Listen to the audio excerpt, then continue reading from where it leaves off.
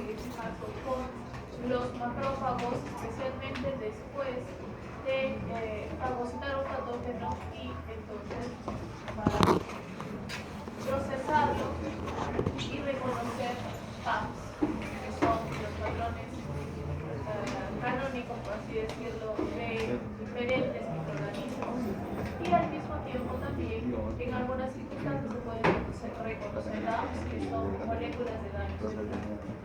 Entonces, lo que vamos a tener es que normalmente, por ejemplo, el factor de necrosis tumoral alfa va a tener diferentes funciones. Y esta imagen la resume en consecuencia a todo lo que se ha mencionado anteriormente. Entonces, por un lado, tenemos que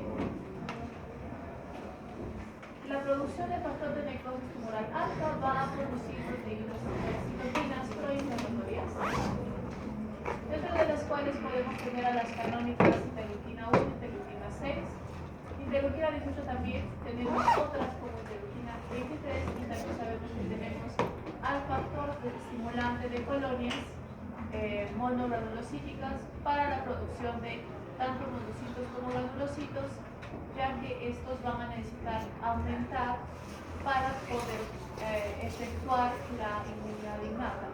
Entonces tenemos que tener una mayor población. Por otro lado tenemos producción de epsilina, entonces vamos a afectar lo que es el ciclo de la hemoglobina. Como habíamos visto anteriormente, la interleuquina 1 puede causar por mecanismos adicionales una ligera anemia, y aquí es donde tenemos la epsilina. Tenemos también la producción de prostaglandina 2, que se había dicho en la clase anterior, que es un pirógeno endógeno, y que cuando este viaja al hipotálamo mueve el punto de temperatura basal corporal del cuerpo, lo que se traduce como fiebre. En ese sentido, la fiebre no se produce por simplemente que la prostaglandina llegue al hipotálamo, sino que el hipotálamo manda señales al cuerpo para que genere diferentes procesos fisiológicos que eleven la temperatura corporal. Normalmente esto se asocia al incremento de un metabolismo, por ejemplo, empezamos a temblar, tenemos escalofríos y eventualmente tenemos cansancio. Luego tenemos lo que es la activación de osteoblastos y resolución de huesos, tenemos activación de condrocitos, también destrucción de cartílago, angiogénesis, en algunos casos es necesaria debido a que ciertos tejidos no tienen una buena irrigación y cuando hay una inflamación especialmente persistente, se requiere generar nuevos vasos sanguíneos para que las células puedan completar su proceso de infiltración. Y también se ha visto entonces de que en ciertos procesos de inflamación crónica se genera una fibrosis acompañada de una angiogénesis, es decir, el esfuerzo del tejido por regenerarse después de la inflamación hace que se produzca un tejido fibroso que, si bien recupera el espacio perdido en tejidos, no es un tejido funcional. Por lo tanto, esa zona se queda afectada. También tenemos lo que es la acumulación de leucocitos, como hemos dicho, en este caso las quimiosinas, que son las moléculas encargadas de diferentes procesos asociados a las células, pero no en cambio celular por sí mismo, van a, por ejemplo, inducir la migración de células inmunitarias a la zona de inflamación, dentro de las cuales vamos a tener justamente la interleuquina 8, que también se conoce como la CXCL8, que está encargada de la activación de neutrófilos y también lo que es la activación epitelial. Los mecanismos asociados a los epitelios todavía no se han elucidado completamente. Es cierto de que en el epitelio gástrico tenemos las células M, que colaboran en la presentación de antígenos a los macrófagos porque se encuentran por debajo de la piel.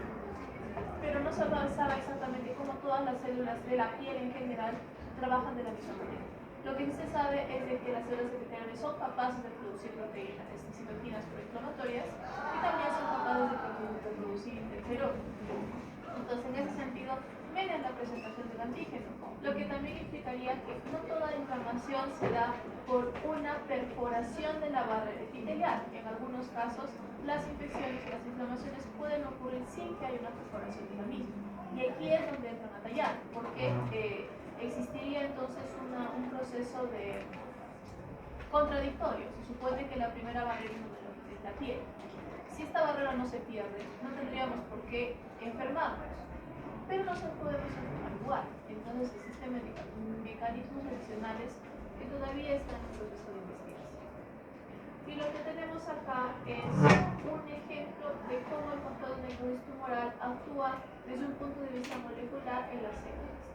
Entonces, en primera instancia podemos tener que el factor de necrosis tumoral puede activar la producción de especies reactivas de oxígeno, entre las cuales podemos tener el propio oxígeno, podemos tener óxido nítrico, podemos tener peróxido de hidrógeno, que son agentes oxidantes en el cuerpo. Normalmente se habla de ellos como agentes de estrés, porque agentes oxidantes suelen generar daño celular o suelen generar estrés celular.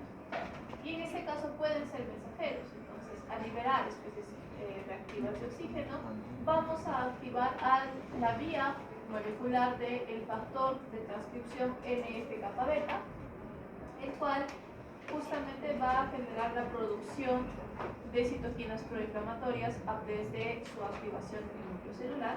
Y también podemos tener, como hemos dicho, hay ciertos factores epiteliales que nos ayudan. No tenemos el factor epitelial de crecimiento epitelial con el factor de necrosis tumoral alfa. A nivel de la célula podemos activar la vía C2, que también activa ALUR, quinasa, entonces es una molécula fosforilada que va a ingresar al núcleo igualmente como CYUN, que va a actuar como un factor de transcripción o proteína que se va a unir a un promotor y por lo tanto va a liberar o va a inducir la expresión de genes asociados a la proliferación.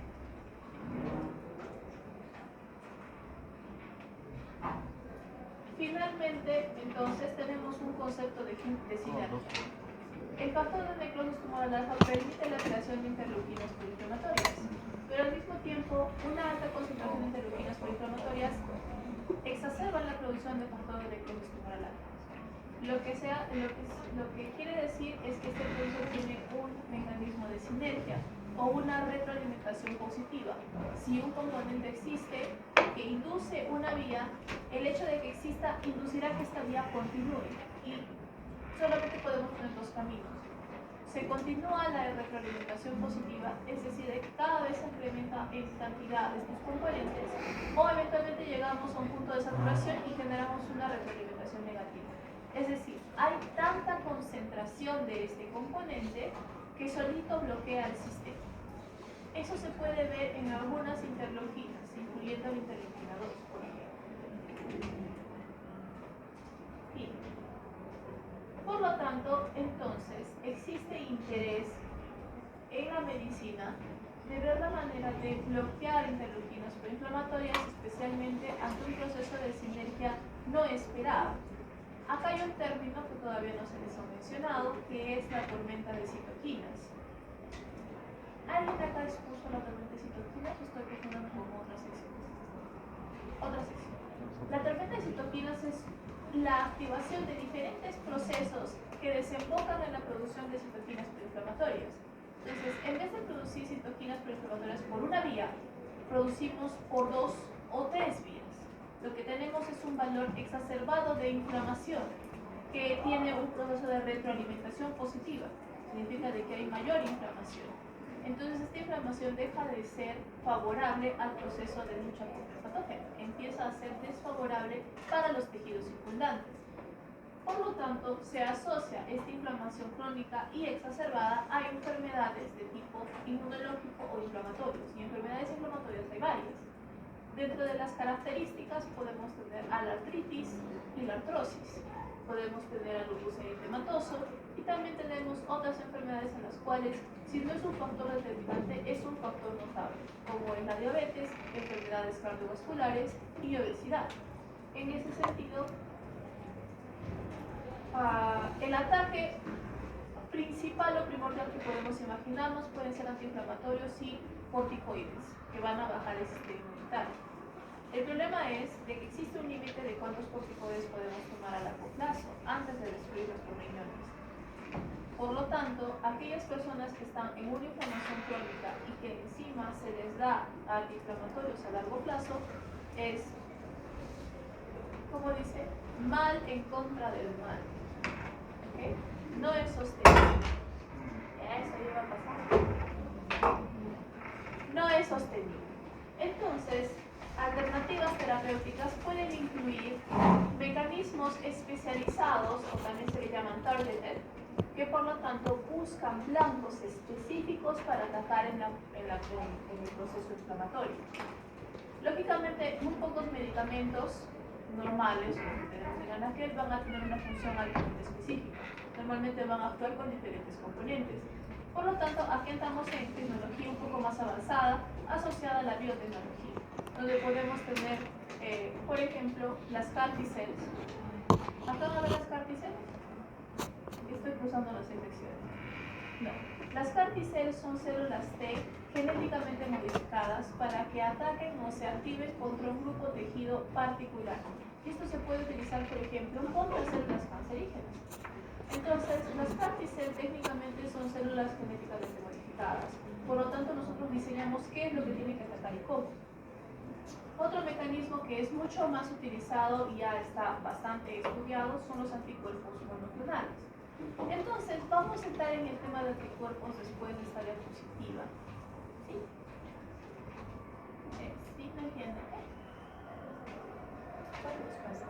Sí, adelante.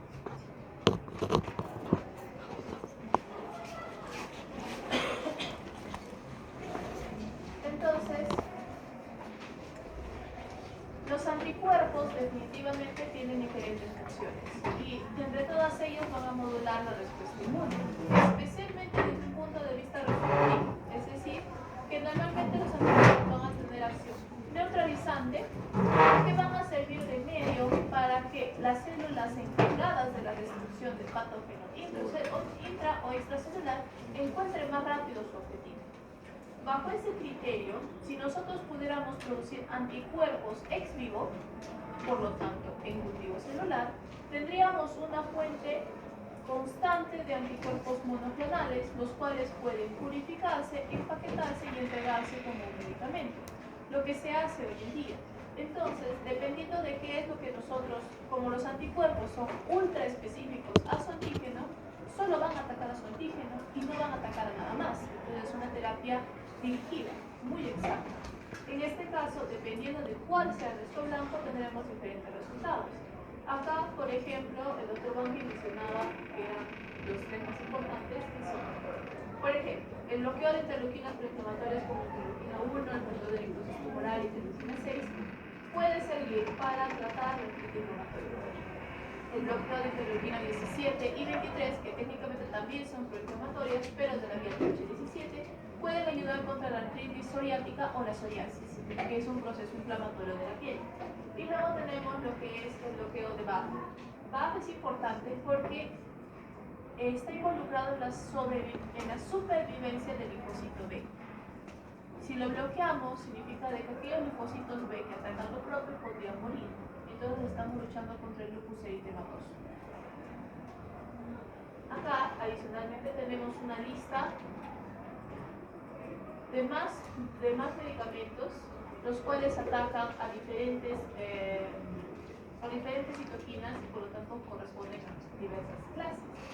Por ejemplo, acá tenemos a los inhibidores, por los que hay una I chiquita al final, del factor de necrosis tumoral. Y acá tenemos a los que son utilizados y de forma efectiva, de forma satisfactoria.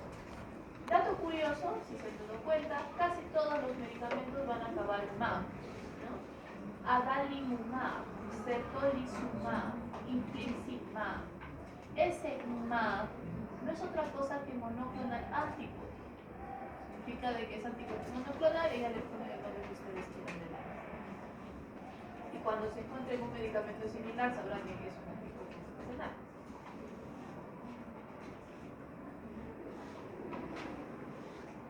Bien, ahora vamos a hacer un apartadito para los interferones. Entonces, los interferones son moléculas sumamente importantes para la inmunidad contra virus. Cuando piensen en un virus, piensen en interferón. ¿Sí? Interferones tipos hay tres. Los más antiguos o los que se han descubierto ya hace bastante tiempo, estamos hablando hasta los años 90, son el interferón de tipo 1, tipo 2 y recientemente el interferón de tipo 3. La denominación como tal corresponde a que los interferones de tipo 1 son el interferón alfa y beta. Con los interferones, bueno, hay más, pero los más importantes son el alfa y el beta. Luego viene el interferón de tipo 2, donde tenemos el interferón gamma. La sigla K en griego es incorrecta. El interferón delta, que dicho sea de paso, sí existe, es un interferón de tipo 1. Lo que está tratando de ver aquí es el interferón gamma, que es una Y derecha. ¿Sí? Y finalmente tenemos al interferón lambda, que es el de tipo 3, que es una Y invertida. El gamma fue Y, el lambda es la Y, pero para abajo. Es un triangulito con cola. Ok. Entonces, vamos por cada uno. Los interferones de tipo 1 son producidos por muchos tipos de células y van a hacer una respuesta inmediata a los virus.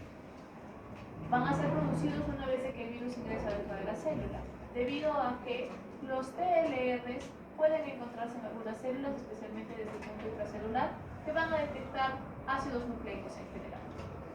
Por lo tanto, se va a producir la liberación de interferón. La liberación de interferón cumple dos funciones. En primer lugar, la primera función es justamente activar a las células asociadas a la citotoxicidad por virus, es decir, la vía TH1, asociadas a la citotoxicidad por virus, para que las células infectadas sean destruidas. Estamos hablando de los natural killer y de las células TCD8.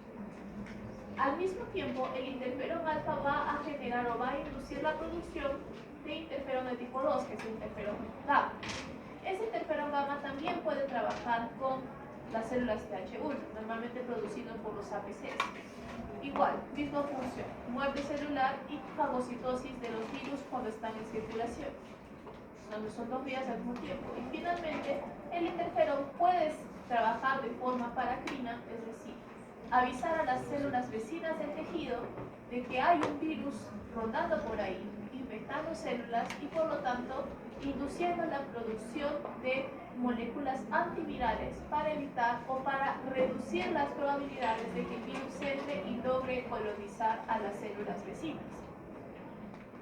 La acción que sucede es muy similar a la de una película de zombies o una serie de zombies. Y de esas hay bastantes, ¿verdad? De hecho, hay más que de costumbre. Por un tiempo, Shaun of the Dead, Dawn of the Dead, el amanecer de los muertos, eso fue de la chiquititud de nuestros padres. Fue cuando estuvo bastante de moda. Creo que mi chiquititud fue de Walking Dead. Y creo que la de ustedes ya es una mezcolanza de todo, porque no han tenido una serie específica.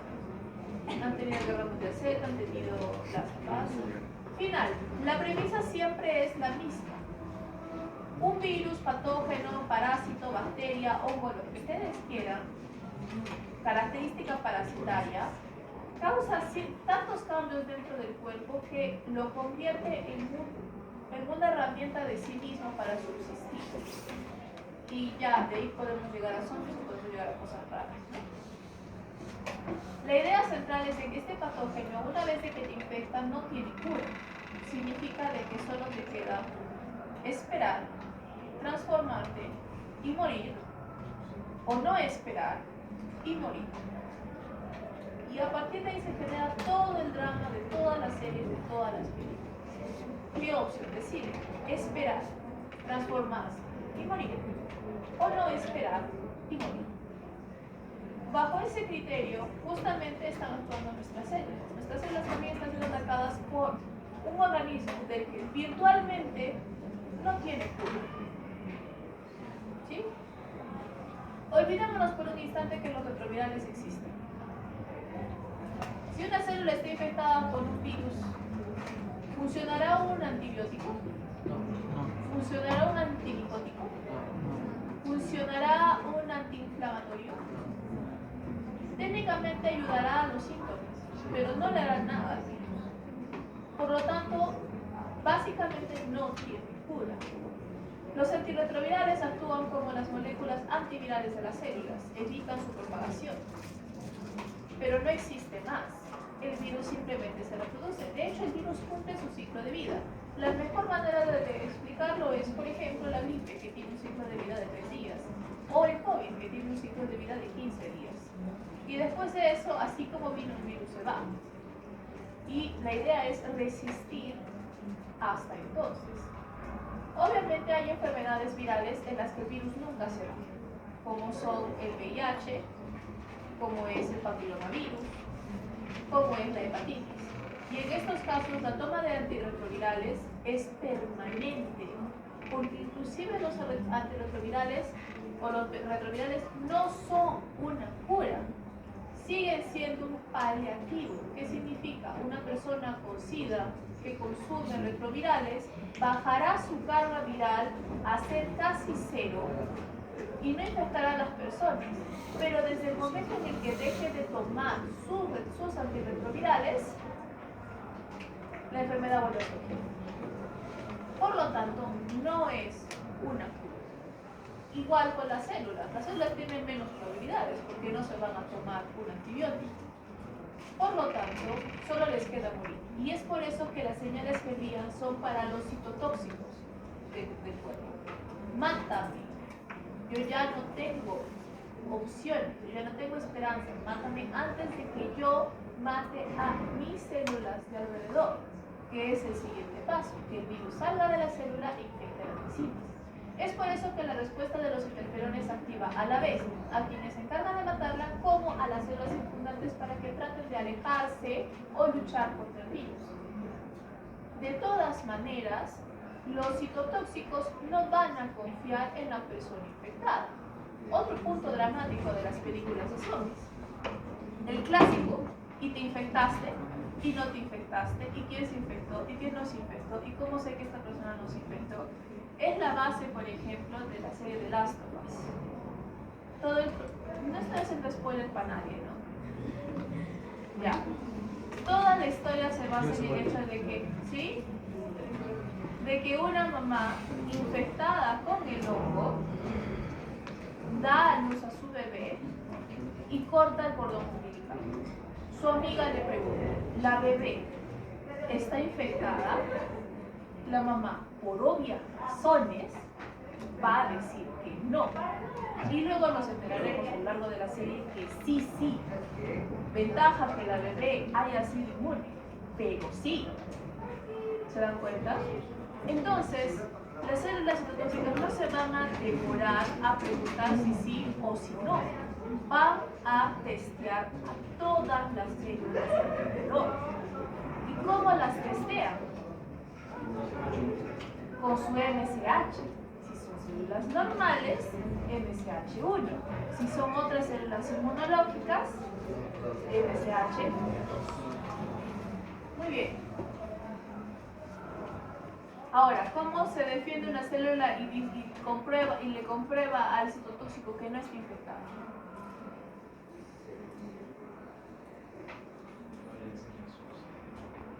El MSH solo tiene dos cosas para presentar: un antígeno propio y un antígeno no propio. A falta de antígeno no propio, presentará siempre el antígeno propio. Y lo fabuloso del MSH es que no distingue, simplemente agarra lo que hay y lo presenta. Y por lo tanto, aquí tenemos el cuarto aspecto, porque hemos mencionado todos los anteriores, el cuarto aspecto del interferón. El interferón incrementa la expresión de MSH. Lo que está haciendo es aumentar las probabilidades. Si teníamos ciertas probabilidades de sacarnos la cifra con un ticket, imagínense con 50.000. ¿Se dan cuenta? Entonces las probabilidades aumentan para que entre todos los MSHs que van sacando propio, por más pequeña que sea la cantidad de virus, basta con que uno saque uno propio. Y esa célula también va a morir. ¿Sí? Entonces es un sistema bastante sencillo. Y bien, el interferón beta funciona como el interferón alfa, pero normalmente asociado a fibroblastos. ¿Y a quién damos al interferón de tipo 2? Entonces hemos dicho que el interferón de tipo 2 suele ser producido cuando ya ha sido activado por el interferón de tipo 1 por moléculas inflamatorias, especialmente ante una infección viral. Y su función también es activar a más natural killer y más tóxicos, activar a macrófagos que van a fagocitar los patógenos fuera de la célula y activar la inmunidad humoral, es decir, avisarle a todos que tenemos un virus. Porque la cosa es acabarlo antes de que haya una horda de zombies a nuestro camino. también va a incrementar la expresión de MSH2. Por lo tanto, el proceso de presentación de antígeno para activar inmunidad adaptativa va a ser exacerbado.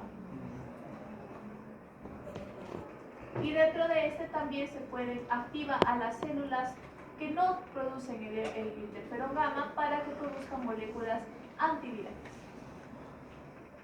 Finalmente viene el interferón de tipo 3, del que lamentablemente no les puedo dar una explicación tan directa, debido a que, como ha sido descubierto relativamente reciente, 2013 más o menos, es que se ha visto que está metido en muchas cosas. Por un lado, se ha visto de que inhibe la respuesta TH2. Si inhibe la respuesta TH2, que es inmunidad humoral, nosotros pensaríamos que tiene una acción proinflamatoria. Naturalmente, y como veremos en un esquema de metabolismo más adelante, su vía metabólica de activación es exactamente la misma que la del interferón de tipo 1. Así que eso sostiene nuestra teoría. Es decir, los receptores y la vía de fosforilación activadas por los interferones son los mismos, cualquiera de los dos. Sin embargo, también se ha visto que hay una amplia recepción celular y que en algunos casos vamos a tener la producción de citoquinosinas ITAC y P10. Entonces vamos a promover también parte de la movilización. No solamente eso, vamos a tener también de que pueden inducir una respuesta, en algunos casos, ya son casos especiales, una respuesta antiinflamatoria. Los actualmente se les considera proinflamatorios, pero en casos especiales van a actuar al revés. ¿Por qué? No se sabe. Dato importante que está aquí abajo. Los interferones inducen una respuesta antiviral. Ya que está muy similar a la provocada por lambda, por los intrasabalíticos, como dicho, tipo 1 o tipo 3, que conduce a la formación del complejo de transcripción ISGF3 y la expresión de genes que diferencian diferentes actividades, entre ellas la producción de interleuquinas proinflamatorias y moléculas o quinosinas que motivan la migración celular. Entonces, simplemente para resumir, cuando tenemos un virus, ya hemos dicho, el virus normalmente debe reaccionar o debe reconocer un receptor en su célula blanco. Son muy pocos los virus que tienen varios tipos celulares en el cuerpo, y si los tienen va a ser porque todas estas células expresan el mismo receptor. ¿Por qué? Porque el virus tiene que ingresar a la célula, pero muy pocos virus son capaces de, como un mosquito, pegarse a la membrana celular e introducir su material genético y dejar su cápsula afuera. Hay, no digo que no, hay, pero son pocos, y normalmente su genoma es lo suficientemente resistente como para que las enzimas del citoplasma no lo degraden. En el caso de los retrovirales es más complicado, porque su material genético es ARN, y como hemos visto en biología molecular, el ARN es la cosa más débil, hablando de ácidos nucleicos. Por lo tanto, los retrovirales suelen tener la capacidad de generar invaginaciones o vacuolaciones al interior de la célula. Para poder hacerlo, tiene que activar un metabolismo dentro de la célula. Ustedes ya han hecho biología celular, entonces saben de que la célula puede generar invaginaciones a través de la calciferina, ¿se acuerdan? Y se mete para adentro, ¿sí? Así puede absorber nutrientes, puede absorber agua, puede absorber muchas cosas. Bien. Entonces, en este caso, el conectarse con el receptor celular induce ese proceso de invaginación. Tenemos acá dos ejemplos. El HIV se conecta al receptor CD4. ¿Y de quién viene el CD4? De los linfocitos T. Entonces, las células blanco son los linfocitos. Tiene mucho sentido. Por algo la enfermedad se llama inmunodeficiencia adquirida, porque literalmente las células que van muriendo son los policías, ¿no? En el caso de SARS-CoV-2 es el EK o AC2, dependiendo si lo dicen en inglés o si lo dicen en español. Nombre completo: enzima convertidora de angiotensina 2. Entonces, para hacer evocar a la angiotensina, la recuerdan por el sistema renina-angiotensina-aldosterona, que es un sistema que permite la regulación de la homeostasis de líquidos y sales en el cuerpo, también llamado la homeostasis o de electrolitos sodio-potasio, si la bomba es sodio-potasio. En ese sentido, la enzima convertidora de angiotensina, su nombre, convierte el angiotensinógeno en angiotensina, y esta angiotensina tiene efectos vasoconstrictores, lo que incrementa la presión arterial. Cuando tenemos un volumen bajo o una presión baja, o cuando tenemos sal en el camino y la sal pues actúa de forma cinética. Bien, el detalle es que ECA es producido en células pulmonares, en células renales, en algunas células del epitelio del intestino y en algunos otros epitelios y mucosas. Por eso es que en la época de COVID se decía, las personas con daño renal son personas susceptibles, expresan el ECA. Las personas con hipertensión también son susceptibles, porque estamos trabajando justo con la vía en la cual el ECA tiene que salir a trabajar, entonces hay mayor exposición. Y finalmente el ECA se expresa en las células pulmonares, y se encontró inclusive que se expresan en la parte del epitelio de la tráquea de los bronquios. Entonces es por eso que las cutículas y el hecho de que el contagio aéreo era tan importante, éramos susceptibles. ¿Okay? A partir de esta imaginación tenemos dos caminos. Si lo que hemos afectado es una célula presentadora de antígeno, como las células dendríticas plasmocitoides, estas detectarán el material genético del virus a través de sus TLRs, específicamente el TLR7 y el TLR9. El TLR7 detecta RNA y el TLR9 detecta ARN. Y a partir de ahí generarán producción, curiosamente, de interferones de tipo 1 y 3. ¿Sí? Los cuales activarán a otras células inmunitarias y las motivarán a producir interferón de tipo 2. Estamos observando el proceso. Por otro lado, en las células blanco vamos a tener la producción o la activación de las helicasas de tipo RIF y MDA5 que se conectan a STING, que va a reconocer el ARN del virus y también va a producir interferones de tipo 1 y 3 para activar a las células inmunitarias, y también podría, en algunos casos, activar a las células vecinas o avisar a las células vecinas. Entonces, uno de los esquemas, el esquema que toca acá a continuación es el que compara a los interferones 1 y 3 que tienen la misma vía. Pero antes de pasar a este, vamos a ver las tres vías juntas para que ustedes puedan darse cuenta de la diferencia. Entonces, vamos a acercar esto, vamos a abrir esto, vamos a poner signaling,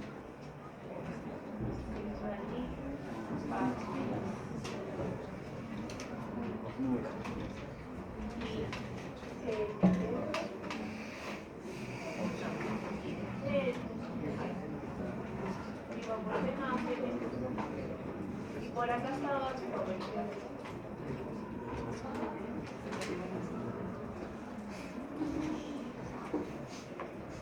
Esto, señores, es una maravilla como concepto, la verdad es bastante fácil. Okay. Entonces, lo que tenemos en primer lugar son los interferones de tipo 1, interferones de tipo 2 en un lado, interferones de tipo 3. Y como les dije, interferones de tipo 1 tengo 13 subtipos, dentro de los cuales está su delta. Por eso les dije de que no se confunda, es así por el tamaño, ese es interferón de tipo 1. Y acá adentro, los más importantes van a ser el alfa y el beta, pero no más. Bien, luego tenemos acá el interferón gamma, que habíamos dicho que era una Y, y el interferón lambda, que es una Y invertida. Bien, también habíamos dicho de que la vía entre el interferón 1 y el interferón 3 es exactamente la misma, y no vamos a dar cuenta de eso. YAC1, TIC2, ambas quinasas. Si son quinasas, van a fosforilar, y al fosforilar suele ser una reacción, canónicamente una modificación postproduccional activadora. Y acá también tenemos a YAC1, TIC2. Van a activar la vía STAT, que es una vía STAT de un heterodímero. STAT1 está 2 con IRF9, STAT1 está 2 con IRF9. Y por lo tanto van a conectarse al receptor de ISGFR o a elemento de respuesta de IXFR, que es el ISRE, que es básicamente un promotor. Igual aquí, ISRE. A diferencia de estos, el de tipo 2 trabaja con un homodímero de Stat 1. Estos trabajan con un heterodímero de Stat 1 y 2. Estos trabajan con un homodímero de Stat 1. ¿Sí? Y acá ya no tenemos a Jack 1, TIC 2. Acá tenemos a Jack 1, Jack 2, Jack 1, Jack 2. Entonces, este es el diferente de los otros dos. Bien. ¿Cómo así se encontró primero al tipo 1 y al tipo 2 y luego al tipo 3? Si es que tienen la misma vía. Es que tienen receptores diferentes. Empecemos por ahí. Vamos a tener acá el reconocimiento del interferón como tal. ¿Por quiénes? Por los receptores IFNAR1 e IFNAR2. Es un nombre recontra conocido, lo van a encontrar bastante. ¿Sí? Que es el Interferon Activating Receptor 1, Interferon Activating Receptor 2. Estos receptores tienen anclados posterior a la parte membranaria a estas dos quinasas. Cuando estas se fosforilan, se liberan. Se liberan para viajar y fosforilar esta 1, esta 2 para formar ese dímero, que a su vez va a formar un complejo con IRF9. Y este complejo, llamado ISGF3, es el que va a generar la producción de citoquinas proinflamatorias por expresión celular a través de ISG. ¿Sí? Bien.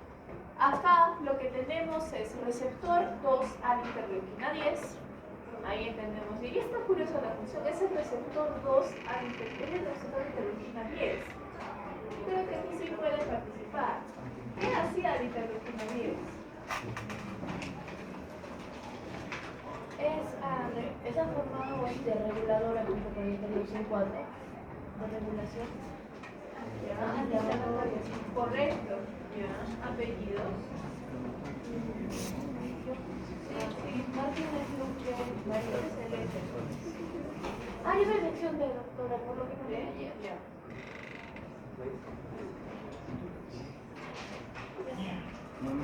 Entonces, en este caso, correcto, la interleuquina 10 es antiinflamatoria.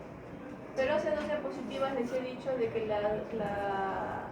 el interferón lambda es inhibidor del proceso antiinflamatorio.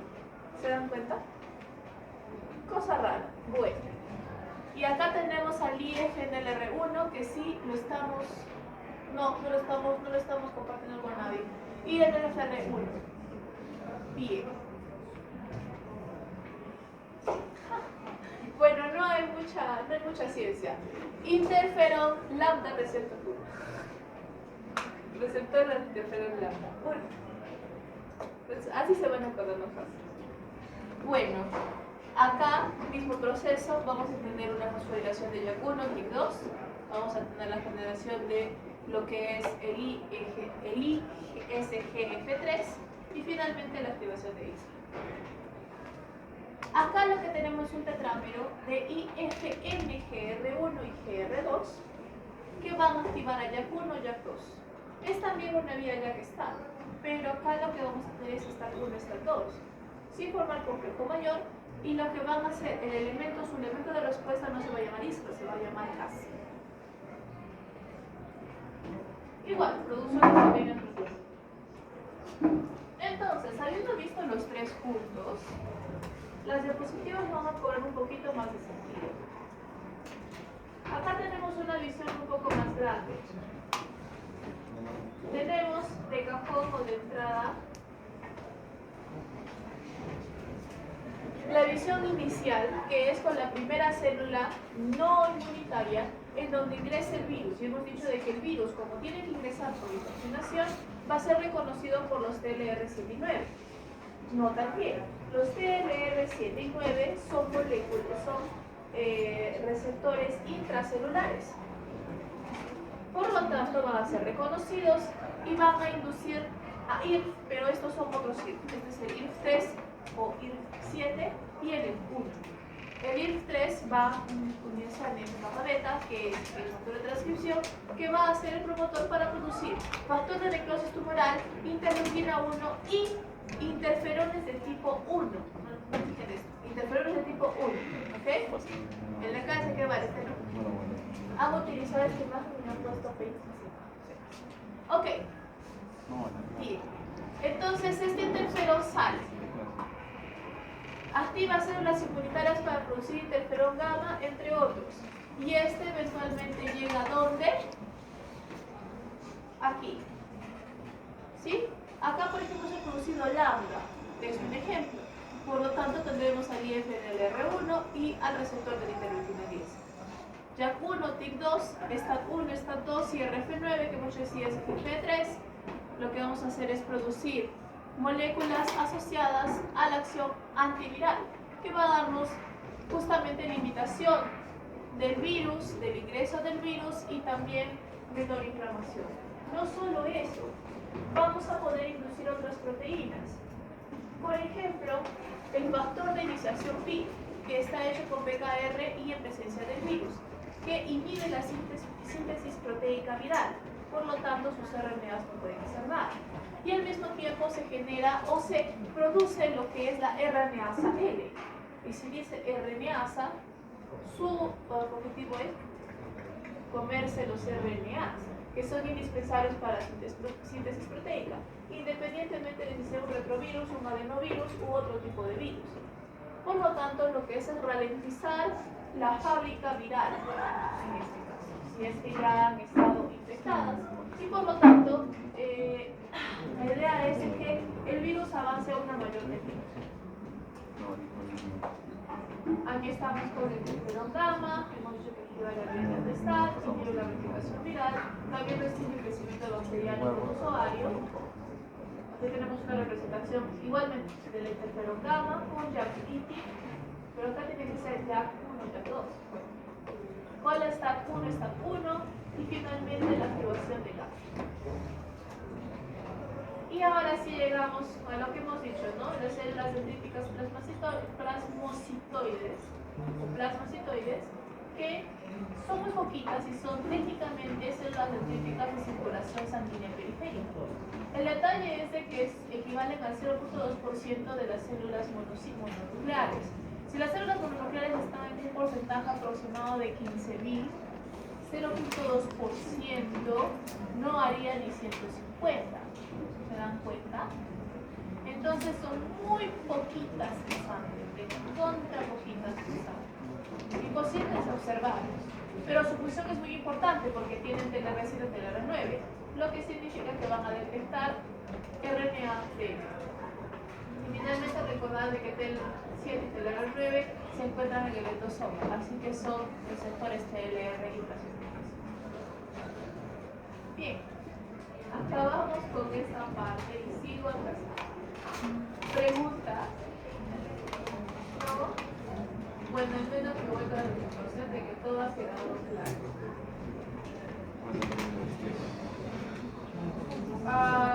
Bueno, quiero avanzar un poco anticuerpos antes de hacer la exposición, porque si no nos vamos a atrasar mucho y todos los grupos de esta semana ya llegaban hasta aquí.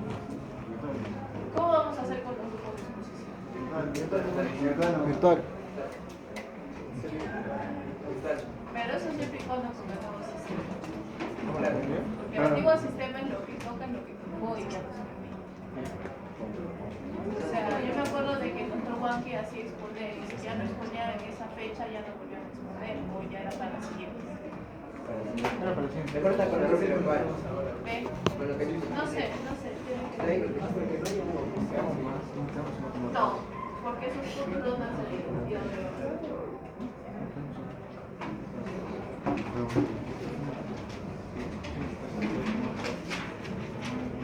Es mucha injusticia, mucho aprovechamiento de la buena gente.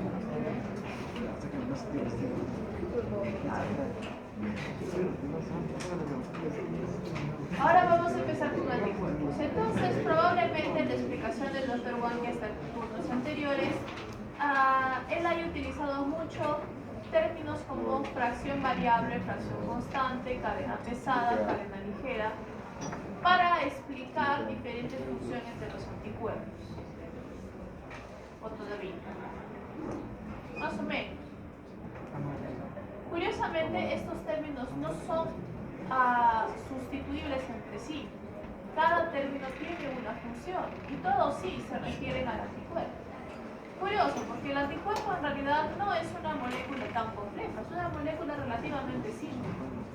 Es una proteína, lógico, si va a ser producida por células, tiene una instrucción genética, específica y exclusivamente en los linfocitos B, cuando han sido activados y estos se han transformado en células plasmáticas productoras de anticuerpos.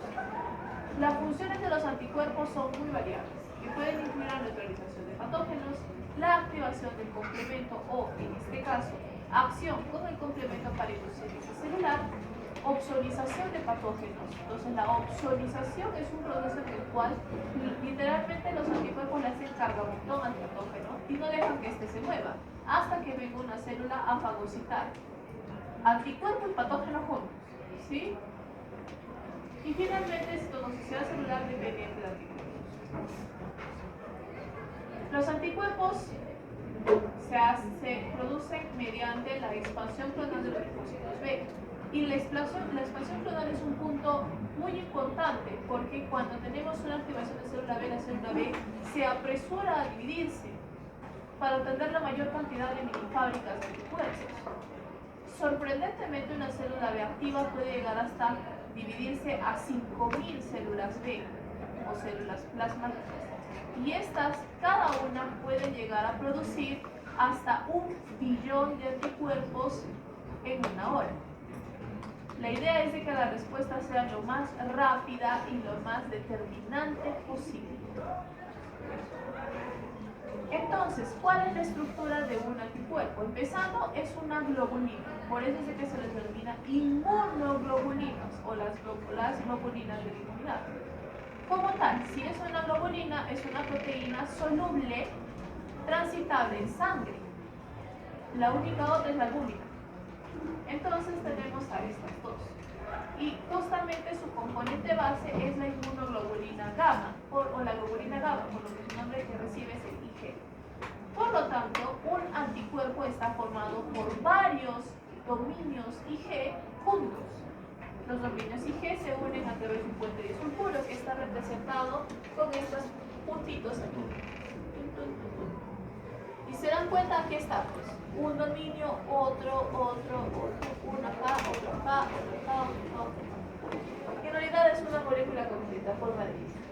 Si ustedes la parten a la mitad y se olvidan de este lado, se darán cuenta de que este lado es un reflejo de este. Por lo tanto, estamos viendo un dímero. ¿Ok? Bien. Este dímero va a tener una cadena constituida de entre 4 a 5 dominios IG y otra cadena constituida de solamente 2 dominios IG. Imagínense, una, por tener mayor cantidad de dominios, es más grande. Si es más grande, es más pesada. Les presento a la cadena pesada, porque es más grande. Su nombre en inglés es heavy y por lo tanto sus dominios se asocian a la pequeña letra H. ¿Okay? Entonces acá tengo un dominio H3, H2, H1, H. Y acá tengo L y E. ¿Qué significa L? Light. Y light viene de ligera. Si solamente son dos dominios, es la más chiquita. Y si es chiquita, no pesa nada. Es ligera. ¿Okay? Entonces acá tenemos cadena pesada, cadena ligera. Cadena pesada, cadena ligera. Por eso hemos dicho que son dos cadenas pesadas, dos cadenas ligeras, se reflejan entre sí. Esta es la versión soluble o libre, porque la versión anclada a la membrana plasmática de las células B, porque las inmunoglobulinas también actúan como receptores, van a tener un doble dominio IG adicional, en el sentido de que van a tener un heavy 4, o sea, uno más.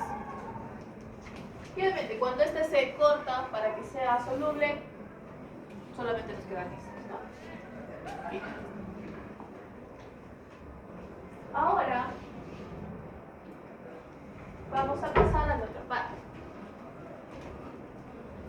Esta parte de aquí se diferencia de la parte inferior. En la parte inferior tenemos unas Cs y en la parte superior tenemos unas Ls. Y eso nos evoca a la estructura base de una proteína. N, R, C. C de COOH, N de NH2, lo que también se conoce como extremo N terminal y extremo C terminal. El extremo N terminal casi siempre actúa específicamente como reconocimiento, en proceso enzimático, etc. Y se le suele llamar la cabeza. Y al COOH se le suele llamar la cola. Bueno, en este caso, el extremo N terminal va a estar encargado de la interacción estructural con los antígenos, específicamente con el epítope, que es la parte directa de reconocimiento del antígeno. Por lo tanto, la zona de reconocimiento del antígeno es aquí arriba, Antigen Binding Site. Bien. Significa de que cada anticuerpo tiene la capacidad de reconocer dos antígenos. Pero si estoy acá con mis manos, con dos antígenos, y quiero mover mi silla, ¿podré hacerlo con las manos? ¿Qué va a tener que hacer? Con los pies, ¿verdad? ¿A qué va la alegoría? Si acá el extremo terminal ya está ocupado, no puede hacer más. Y hemos dicho de que los anticuerpos son sonistas, son un complemento, llaman a otras células. ¿Y con qué tiempo y con qué disponibilidad? Con su C terminal. Bajo ese concepto, el C terminal tiene que ser lo suficientemente constante a lo largo de las generaciones para que la señal de reconocimiento con las otras células no cambie. Es lo lógico. Las células no van a mutar a cada rato para poder reconocer el anticuerpo. Significa de que el anticuerpo tiene una parte que nunca cambia, que es la parte reconocible con procesos evolutivos constitutivos, que va a ser la parte constante. ¿Y qué es? Justamente todo este pedazo que va hacia el C terminal. Por lo tanto, para determinar constante, agarraremos y a nuestros H3, H2, H1 les pondremos una C. Entonces será CH3, CH2, CH1. Acá será CH4, CH3, CH2, CH1. ¿Qué significa constant heavy 3, constant heavy 2, constant heavy 2? Para poder representarlas. Por lo tanto, las únicas partes importantes en el proceso de reconocimiento antigénico, que son estas dos de aquí, estas sí son hipervariables, porque van a tener que tener mutaciones en su estructura para generar nuevos aminoácidos, y generar nuevos aminoácidos implica que al momento de pegar la proteína van a cambiar su forma. Cada vez van a ser diferentes llaves que van a reconocer antígenos diferentes. Y los anticuerpos tienen la capacidad de ser específicos para su antígeno. No es que sepamos qué es el antígeno de antemano. Cuando llega, hacemos la llave para ese antígeno. Entonces, esta es una zona hipervariable y de ahí viene su nombre de V, la zona variable. Y la zona variable va a estar constituida por una B heavy y una B. Y la cadena constante va a estar por 3 C heavies y una C multiplicado por 2. Entonces, así nosotros nos podemos hacer regiones. Esta es la región FAB, que es la región de unión al antígeno o el antigen binding fracción. Y esta de aquí abajito es la que ustedes conocen como la fracción cristalizante, o FC. Y es la región que actúa con todas las células, con el complemento y demás. Entonces acá tenemos la estructura funcional. La anterior fue la denominación estructural y esta es la denominación funcional. Por eso les decía de que los términos no son intercambiables, cada uno indica una cosa.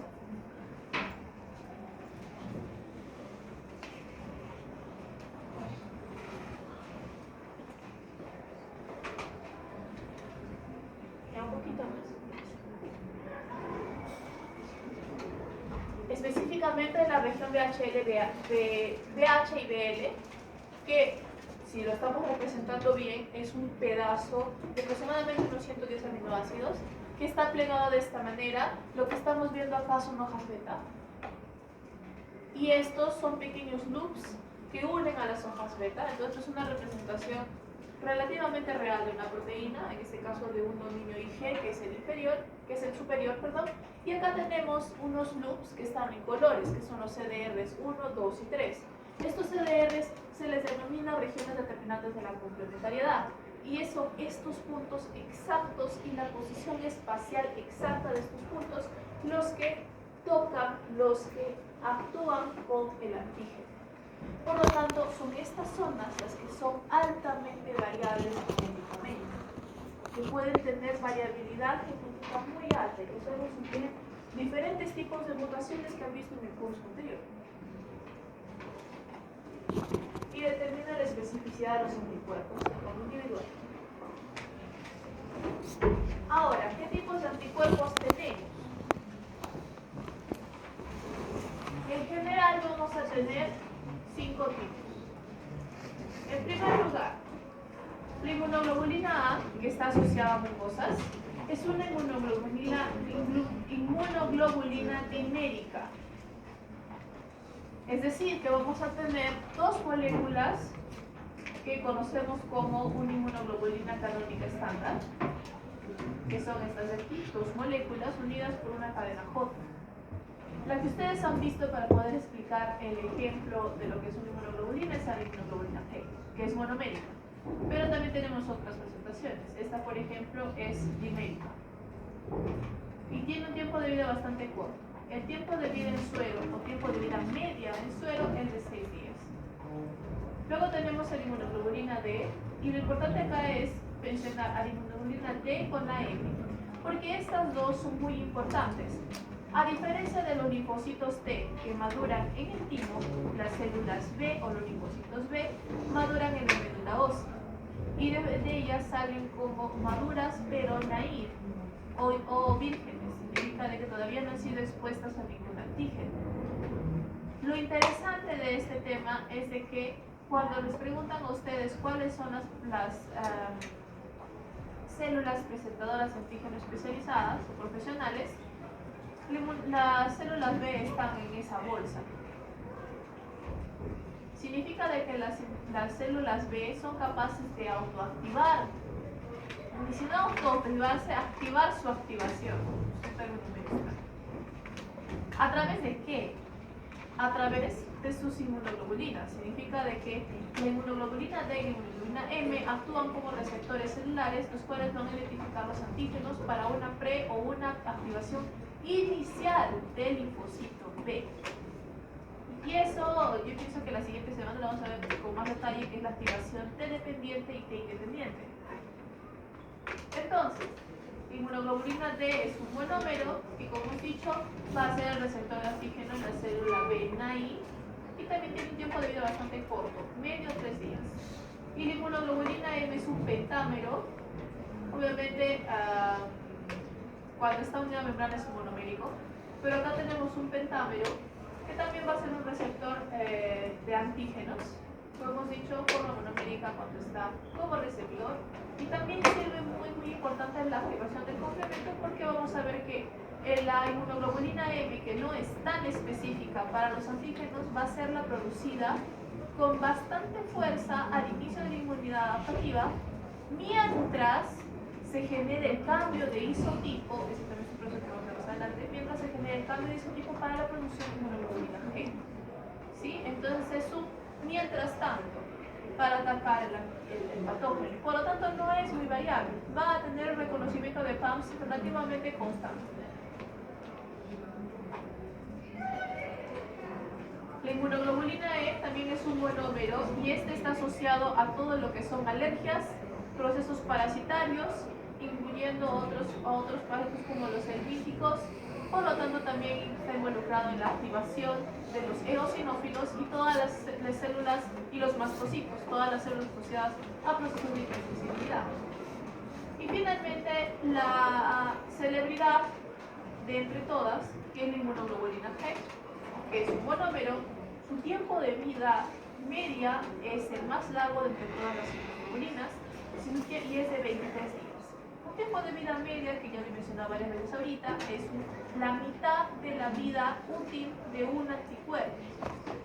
Significa de que hasta que desaparezca completamente van a pasar 46 días. Eso es un mes y medio. Entonces, la inmunoglobulina G persiste hasta un mes y medio después de su activación por una enfermedad. ¿Ok? Bien. Y bueno, ¿por qué se le considera tan importante como una celebridad? Porque actúa en todo. Va a ser la encargada, como es la más con la que tiene mayor especificidad, va a estar encargada de la autorización, de la activación del complemento, de la citotoxicidad mediada por anticuerpos, de la inmunidad neonatal y también de la inhibición de las células B cuando queramos resolver el proceso inflamatorio. No solo eso, esas son las funciones o los usos que le podemos dar en el cuerpo. Luego están todos los test de ELISA, los test de reconocimiento rápidos, las inmunizaciones pasivas, tenemos los marcajes fluorescentes para inmunohistoquímica, inmunofluorescencia, tenemos los medicamentos anticuerpos monoclonales y un enorme etcétera.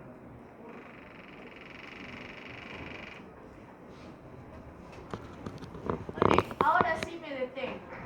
Tengo tiempo para dos grupitos. Delegado de salón. ¿A quién le toca hacer? Correcto, afuera el grupo 3. ¿Cómo van a compartir con sus diapositivas?